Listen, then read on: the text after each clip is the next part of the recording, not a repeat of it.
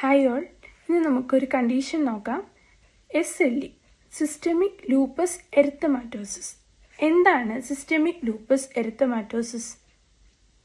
നമ്മുടെ ബോഡിയിലെ നമ്മുടെ ഇമ്മ്യൂണിറ്റി നമ്മുടെ തന്നെ ഓർഗൻസിന് ഇൻഫ്ലമേഷൻ ഉണ്ടാക്കി അങ്ങനെ നമ്മുടെ ഓർഗൻസിനെ ഡിസ്ട്രോയ് ചെയ്യുന്ന ഒരു കണ്ടീഷനാണ് സിസ്റ്റമിക് ലൂപ്പസ് എറിത്തമാറ്റോസിസ്. മനസ്സിലായില്ലേ? ക്ലിയർ ആക്കാം. It is an auto immune disease. ഇതൊരു ഓട്ടോ ഇമ്മ്യൂൺ ഡിസീസാണ്. എന്താണ് auto immune disease? Auto immune disease means നമ്മുടെ ഇമ്മ്യൂണിറ്റി, അതായത് നമ്മുടെ പ്രതിരോധ ശക്തി നമ്മുടെ ബോഡീനെ പ്രൊട്ടക്റ്റ് ചെയ്യാനുള്ളതാണ്. എന്നാൽ നമ്മുടെ ബോഡീനെ പ്രൊട്ടക്റ്റ് ചെയ്യേണ്ട ഈ ഇമ്മ്യൂണിറ്റി അഥവാ പ്രതിരോധ ശക്തി നമ്മുടെ ബോഡിയിലുള്ള ഓർഗൻസിനെ തന്നെ ഡാമേജ് ചെയ്ത് കളയുന്ന കണ്ടീഷനാണ് ഓട്ടോ ഇമ്മ്യൂൺ ഡിസീസ്. ഈ പറയുന്ന SLE അങ്ങനെ ഒരു ഓട്ടോ ഇമ്മ്യൂൺ ഡിസീസ് കാറ്റഗറിയിൽ വരുന്ന ഡിസീസ് കണ്ടീഷനാണ്. SLE എന്ന് പറയുന്ന കണ്ടീഷനിൽ നമ്മുടെ organs like brain, kidney, skin, joints, bones ഇങ്ങനെയുള്ള ഓർഗൻസ് ഒക്കെ ഡിസ്ട്രോയ് ആക്കും.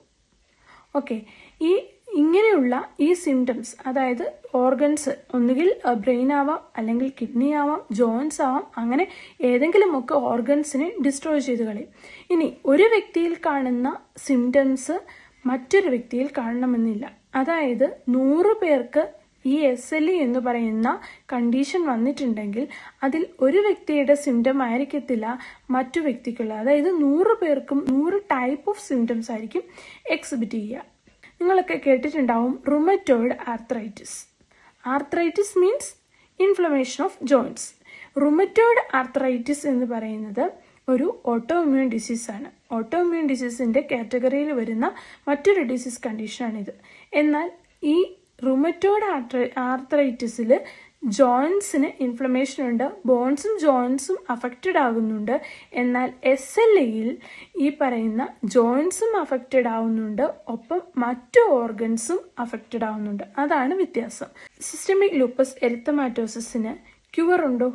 ഇത് കംപ്ലീറ്റ് ആയിട്ട് നമുക്ക് ക്യൂർ ആക്കാൻ കഴിയില്ല. ഒരിക്കലും കംപ്ലീറ്റ് ക്യൂർ ഈ ഒരു കണ്ടീഷന് ഇല്ല. ഇത് ഒരു പരിധിവരെ നമുക്ക് ട്രീറ്റ്മെന്റ് ഉണ്ട്, പക്ഷേ കംപ്ലീറ്റ് ക്യൂറിലോട്ട് ഈ കണ്ടീഷൻ ഒരിക്കലും വരുന്നില്ല. ഓക്കെ, ഇനി ഇത് ഏറ്റവും കൂടുതലായി കണ്ടുവരുന്ന സ്ത്രീകളിലാണ്. എക്സാക്ട് റീസൺ ഒന്നും അറിയില്ല. എനിവേ ഇത് സ്ത്രീകളിലാണ് കൂടുതലായി കണ്ടുവരിക. ഇതൊരു ക്രോണിക് കണ്ടീഷനാണ്. എന്താണ് ക്രോണിക് മീൻസ്? ഇത് ഒരുപാട് നാളുകൾ എടുത്ത് ഡെവലപ്പ് ചെയ്തു വരുന്ന ഒരു കണ്ടീഷനാണ്. അതായത് ഒരു പ്രോഗ്രസീവ് കണ്ടീഷനാണ്. ക്രോണിക് പ്രോഗ്രസീവ് ഇറിവേഴ്സിബിൾ കണ്ടീഷനാണ്. അതായത് പതിയെ പ്രോഗ്രസ് ചെയ്ത് വരുന്ന ഒരു കണ്ടീഷനാണ്. അതുകൊണ്ട് തന്നെ ഇതൊരു ക്രോണിക് കണ്ടീഷനാണ്, ഇറിവേഴ്സിബിൾ ആണ്. വന്നിട്ടുണ്ടെങ്കിൽ ഇതിന് ക്യൂർ ഇല്ല. അതുകൊണ്ട് തന്നെ ഇതൊരു ഇറിവേഴ്സിബിൾ കണ്ടീഷനാണ്. ഇതിന്റെ കോസ് അഥവാ എറ്റിയോളജി നോക്കുകയാണെങ്കിൽ ഇതിന്റെ എക്സാക്ട് കോസ് അൺനോൺ ആണ്. ഇതിന്റെ യഥാർത്ഥ കാരണം എന്താണെന്നുള്ളത് അറിഞ്ഞുകൂടാ. ഓക്കെ, ഇനി പ്രീഡിസ്പോസിംഗ് ഫാക്ടേഴ്സിലോട്ട് കിടക്കുകയാണെങ്കിൽ, അതായത് സിംറ്റംസ് പുറത്തോട്ട് കാണിക്കുന്ന സാഹചര്യങ്ങൾ ഏതൊക്കെയാണെന്നാണ് പ്രീഡിസ്പോസിംഗ് ഫാക്ടേഴ്സിൽ നമ്മൾ പറയാം. ഓക്കെ, പ്രീഡിസ്പോസിംഗ് ഫാക്ടേഴ്സിൽ ഫസ്റ്റ് വൺ നമ്മൾ പറയുന്നത് പ്രഗ്നൻസിയാണ്. അതായത് പ്രഗ്നൻസി എന്ന് പറയുന്നത് SLE വരാൻ ഒരു കാരണമാകുന്നു എന്നല്ല. പ്രഗ്നൻസിയിൽ പ്രഗ്നന്റ് ആകുന്ന സ്ത്രീക്ക് ഈ ഒരു കണ്ടീഷൻ അവരുടെ ശരീരത്തുണ്ടെങ്കിൽ അതിന്റെ സിംറ്റംസ് പ്രഗ്നൻസി ടൈമിൽ എക്സിബിറ്റ് ചെയ്യും. അതായത് അത് പ്രകടമായിട്ട് കാണപ്പെടും. അതാണ് ഉദ്ദേശിക്കുന്നത്. ഓക്കെ, ഇനി അതുപോലുള്ള മറ്റ് സാഹചര്യങ്ങളാണ് സ്ട്രെസ്, ഇൻഫെക്ഷൻ, അതുപോലെ വൈറ്റമിൻ ഡി ഡെഫിഷ്യൻസി, സൺലൈറ്റിനോട് ഓവറായിട്ട് എക്സ്പോഷർ ആവുന്ന കേസുകൾ, അതുപോലെ അൾട്രാവയലറ്റ് റേസിനോട് ഓവറായിട്ട് എക്സ്പോസ്ഡ് ആവുന്ന കേസുകൾ. ഇവിടെയൊക്കെ ഈ പറയുന്ന SLEയുടെ സിംറ്റംസ് പ്രകടമായിട്ട് നമുക്ക് കാണാനായിട്ട് കഴിയും. അതുകൊണ്ട് ഇതൊക്കെ നമ്മൾ പ്രീഡിസ്പോസിംഗ് ഫാക്ടേഴ്സ് ആയിട്ടാണ് പറയുക. രോഗലക്ഷണങ്ങൾ എന്തൊക്കെയാണ്? രോഗലക്ഷണങ്ങൾ ഇതിന്റെ ഏറ്റവും ക്ലാസിക്കൽ സിംറ്റം ആയിട്ട് നമ്മൾ പറയുന്നത് ബട്ടർഫ്ലൈ റാഷസ് ആണ്.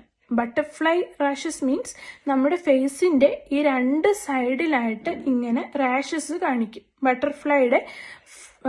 ബട്ടർഫ്ലൈയുടെ വിങ്സ് പോലെ ഇവിടെ ഇങ്ങനെ റാഷസ് കാണിക്കും. അതുകൊണ്ടാണ് ബട്ടർഫ്ലൈ റാഷസ് എന്ന് പറയുക. അപ്പോൾ അതാണ് ഇതിന്റെ ക്ലാസിക്കൽ സിംറ്റം ആയിട്ട് നമ്മൾ പറയാം. ഇമ്പോർട്ടൻ്റ് ആണ്. അതുകൂടാതെ ബോഡി ഫുള്ള് റാഷസ് കാണിക്കാറുണ്ട്. ഒപ്പം ജോയിന്റ് പെയിൻ, ഫറ്റിക്, അനീമിയ, ക്ഷീണം, തളർച്ച, വെയിറ്റ് ലോസ് ഉണ്ടാവും. ഒപ്പം മലേസ്, ഇങ്ങനെയുള്ള സിംറ്റംസ് ഒക്കെ ഈ ഒരു SLEയിൽ എക്സിബിറ്റ് ചെയ്യാറുണ്ട്. ഓക്കെ, ഇനി ഡയഗ്നോസ്റ്റിക് മെഷേഴ്സ് അഥവാ രോഗനിർണയത്തിലോട്ട് കിടക്കുകയാണെങ്കിൽ ഒരുപാട് രോഗനിർണയ മാർഗങ്ങൾ, അതായത് ഒരുപാട് ടെസ്റ്റുകൾ ഇതിനുണ്ട്. എന്നിരുന്നാലും ഇമ്പോർട്ടൻ്റ് ആയിട്ടുള്ള ടെസ്റ്റുകൾ നമുക്ക് നോക്കാം. First one, ANA test positive ആയിരിക്കും. എന്താണ് ANA? Anti nuclear antibody test positive ആയിരിക്കും.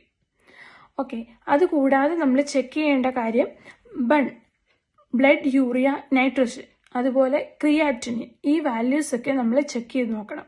കാരണം കിഡ്നി ഡാമേജ് എത്രമാത്രം ഉണ്ട്, അല്ലെ കിഡ്നി ഡാമേജ്ഡ് ആയിട്ടുണ്ടോ എന്നുള്ളത് അറിയണമെങ്കിൽ BUN അതുപോലെ തന്നെ ക്രിയാറ്റിനിൻ വാല്യൂസ് ചെക്ക് ചെയ്യേണ്ടത് അത്യാവശ്യമാണ്. ഓക്കെ, ഇനി നമുക്ക് ഇതിന്റെ മാനേജ്മെന്റ് സൈഡിലോട്ട് കിടക്കാം, അഥവാ ട്രീറ്റ്മെന്റ് നോക്കാം. ഓക്കെ, നമ്മൾ ഓൾറെഡി പറഞ്ഞു ഇതിനൊരു കംപ്ലീറ്റ് ക്യൂർ ഇല്ല. ട്രീറ്റ്മെന്റ്സ് ആയിട്ട് നമ്മൾ കുറച്ച് മെഡിസിൻസ് ഒക്കെ കൊടുക്കുന്നുണ്ട്, എന്നിരുന്നാലും ഇതിനൊരു കംപ്ലീറ്റ് ക്യൂർ ഇല്ല. അപ്പോൾ ഇതിന് നമ്മൾ ട്രീറ്റ്മെന്റ് കൊടുക്കുന്നത് എന്തിനാ? ഇതിന്റെ ട്രീറ്റ്മെന്റ് എന്ന് പറയുന്നത് ലൈഫ് സ്പാൻ കൂട്ടുക എന്നുള്ളൊരു ഉദ്ദേശമാണ്. അതായത് നോർമലി ഈ SLE വരുന്ന വ്യക്തികളുടെ ലൈഫ് സ്പാൻ എന്ന് പറയുന്നത് 15 വർഷമാണ്. ഈ ഒരു 15 വർഷം നമുക്ക് കിട്ടുക, അല്ലെങ്കിൽ ആ ഒരു ടൈം പീരീഡിനുള്ളിൽ നമ്മൾ കണ്ടുപിടിച്ച് ലൈഫ് സ്പാൻ കൂട്ടിക്കൊണ്ട് വരിക എന്നുള്ളതാണ് നമ്മൾ ഈ ഒരു ട്രീറ്റ്മെന്റ് കൊണ്ട് ഉദ്ദേശിക്കുക, ആയുസ് കൂട്ടുക. ഓക്കെ, അപ്പോൾ അതിനകത്ത് നമുക്ക് കൊടുക്കാൻ പറ്റുന്ന മെഡിസിൻസ് എന്തൊക്കെയാണെന്ന് വെച്ചാൽ ഹൈഡ്രോക്സി ക്ലോറോക്വിൻ. COVID-19 ടൈമിൽ നമ്മൾ ഏറ്റവും കൂടുതൽ കേട്ടുകൊണ്ടിരുന്ന ഒരു ഡ്രഗാണ് hydroxychloroquine. That is anti malarial drug എന്ന് പറയും. ഈ ഒരു ഡ്രഗ് നമ്മൾ SLEയിൽ പേഷ്യന്റിന് അഡ്മിനിസ്റ്റർ ചെയ്യുന്നുണ്ട്. അതുപോലെ തന്നെ നമ്മൾ കൊടുക്കുന്ന മറ്റൊരു ഡ്രഗാണ് NSAID, non steroidal anti inflammatory drug. അതുപോലെ തന്നെ കോർട്ടിക്കോസ്റ്റിറോയിഡ്സ് കൊടുക്കാറുണ്ട്. ഓക്കെ, അപ്പോൾ ഇതൊക്കെയാണ് നമ്മൾ ഈ പേഷ്യൻസിന് കൊടുക്കുന്ന മെഡിസിൻസ് അല്ലെങ്കിൽ ഡ്രഗ്സ്. ഇനി നമ്മൾ കൺസേർവ് എനർജി ഡ്യൂറിങ് ADL എന്ന് പറയുന്നുണ്ട്. ADL എന്ന് പറഞ്ഞാൽ നമ്മുടെ മെഡിക്കൽ ടേമിൽ ആക്ടിവിറ്റീസ് ഓഫ് ഡെയിലി ലിവിങ്, അതാണ് ADL. ഈ ADL എന്ന് പറയുന്നത് നമ്മൾ ഡെയിലി ചെയ്യുന്ന കാര്യങ്ങൾ, അതായത് നമ്മൾ ബ്രഷ് ചെയ്യുക, ടോയ്ലറ്റിൽ പോവുക, അല്ലെങ്കിൽ നമ്മൾ ഫുഡ് കഴിക്കുക, നമ്മുടെ ആക്ടിവിറ്റീസ്, ഡെയിലി ലിവിങ്ങിൽ വരുന്ന ആക്ടിവിറ്റീസ്. ഈ ആക്ടിവിറ്റീസ് ഒക്കെ നോർമലി ചെയ്യണമെങ്കിൽ ഈ രോഗമുള്ള ആൾക്കാർക്ക് കൂടുതലായിട്ട് എനർജി ആവശ്യമാണ്. അപ്പം അവരെ കൊണ്ട് ഈ ഒരു കാര്യങ്ങൾ എങ്ങനെയെങ്കിലും ഒക്കെ ചെയ്യിപ്പിക്കണം. അതിനു വേണ്ടിയിട്ട് എനർജി കൺസേർവ് ചെയ്ത് വേണം നമ്മൾ ചെയ്യിക്കാൻ. അതായത് നമ്മൾ ഒരു ആക്ടിവിറ്റി ചെയ്തതിന് ശേഷം 1 hour റെസ്റ്റ് എടുക്കുക, ദെൻ അടുത്ത ആക്ടിവിറ്റി ചെയ്യുക. അല്ലാതെ ഈ പറയുന്ന ആക്ടിവിറ്റീസ്, ബ്രഷ് ചെയ്യുന്നതും ബാത്ത് എടുക്കുന്നതും അല്ലെങ്കിൽ ടോയ്ലറ്റിൽ പോകുന്നത്, ഇങ്ങനെയുള്ള ഓരോരോ ആക്ടിവിറ്റീസ് ഇതെല്ലാം കൂടി ഒന്നിച്ച് ചെയ്യാനായിട്ട് ഈ പറയുന്ന രോഗമുള്ള വ്യക്തിക്ക് കഴിയത്തില്ല. അതുകൊണ്ട് തന്നെ റെസ്റ്റ് എടുത്ത് ഒരു ഡേ കൊണ്ട് അവരുടെ ഡെയിലി ലിവിങ്ങിന്റെ ആക്ടിവിറ്റീസ് എല്ലാം കംപ്ലീറ്റ് ചെയ്യാനായിട്ട് അവരെ ഹെൽപ്പ് ചെയ്യുക. അപ്പം കൺസേർവ് എനർജി ഡ്യൂറിങ് ADL എന്ന് പറയും. അപ്പോൾ ഇതൊക്കെയാണ് നമുക്ക് ഈ പറയുന്ന പേഷ്യൻറ്റിൽ ചെയ്യാൻ പറ്റുന്ന കാര്യം. ഓക്കെ, SLE എന്ന് പറയുന്ന ഓട്ടോഇമ്മ്യൂൺ ഡിസീസ് ക്ലിയർ ആയെന്ന് വിശ്വസിക്കുന്നു. Thank you.